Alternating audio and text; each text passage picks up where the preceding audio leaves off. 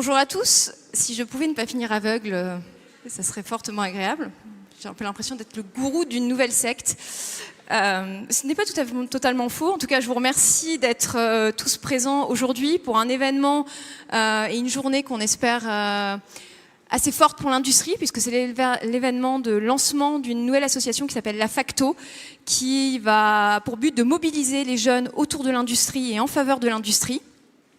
Une soirée où on va avoir différentes prises de parole, à la fois deux personnalités dont vous avez forcément entendu parler, que sont Nicolas Dufourcq, directeur général de la Banque publique d'investissement, et Jean Arthuis, ancien ministre de l'économie et des finances, entre autres. Mais pour commencer et pour lancer cette soirée, je vais passer la parole à Jean-Yves Coche, président de l'Acadie, et à Jean-Michel Tasse, vice-président de la Société d'encouragement pour l'industrie nationale, qui nous accueille dans ces lieux aujourd'hui.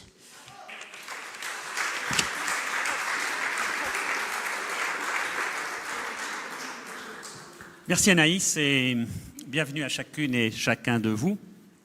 Venus nombreux à cette rencontre, initiative de la SEIN, l'Institut d'encouragement de l'industrie nationale, et de l'Acadie, Association des cadres dirigeants pour le progrès social, environnemental et économique, que nous animons avec Bernard Soulez et quelques administrateurs ici présents. Initiative originale qui a été prise par Olivier Mousson et son équipe, relayée par de jeunes talents, emmenée par Corentin Laffi, que je ne vois pas, mais s'il est là, et motivé par la renaissance industrielle en France et dans ses territoires. N'êtes-vous pas en effet les mieux placés, encore étudiants ou jeunes diplômés, par votre jeunesse, votre arrivée dans la vie active, votre éducation de grande qualité, pour changer le monde, en l'interpellant sans compromission, mais de manière constructive. Qui d'autre, en effet, est mieux placé que vous pour trouver des solutions? Toutes les entreprises et organisations ne sont-elles pas contraintes de faire évoluer leurs offres dans un marché de masse où les produits, comme les services auxquels ils sont de plus en plus liés, conjuguent à la fois industrialisation croissante pour plus de fiabilité et moins de coûts et forte personnalisation pour répondre aux besoins d'instantanéité et de sur-mesure? L'un des principaux défis ne relève-t-il pas aussi de la vitesse de développement et de la mise à l'échelle des projets innovants? Alors un grand merci en particulier à Nicolas Dufourcq et Jean Arthuis qui ont accepté notre invitation, et à vous tous pour votre intérêt et votre présence. Alors rêvez, vous savez, vous pouvez faire le reste. Osez vos rêves. Très bonne soirée.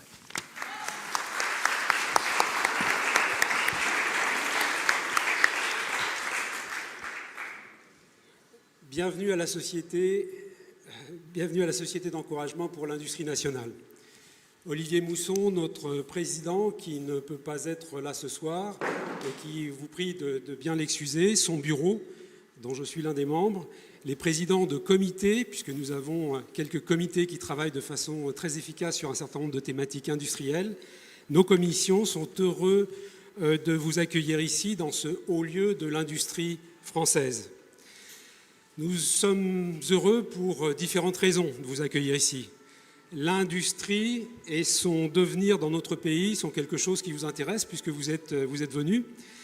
Vous adhérez à l'idée que l'innovation, la créativité, au service d'un développement durable, respectant un environnement fragile, sont des éléments importants pour l'industrie.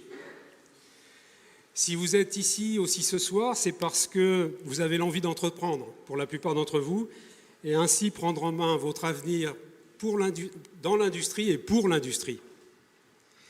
Alors nous avons quelques points communs, nous avons un peu le même ADN, avec seulement de petites différences. Nous sommes jeunes, mais depuis un peu plus de temps que vous tous ici dans cette salle.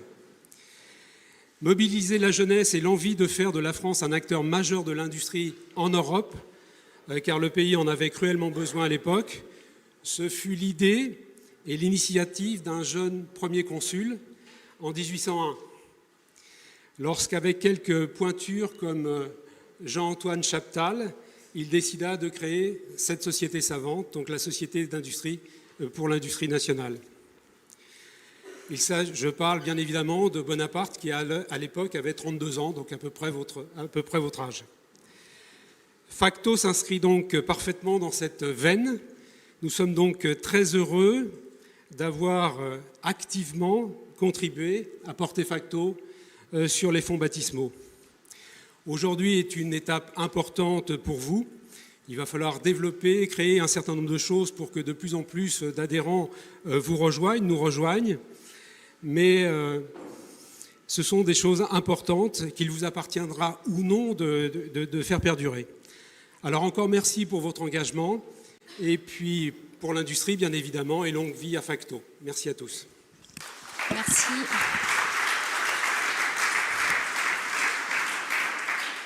Merci à vous.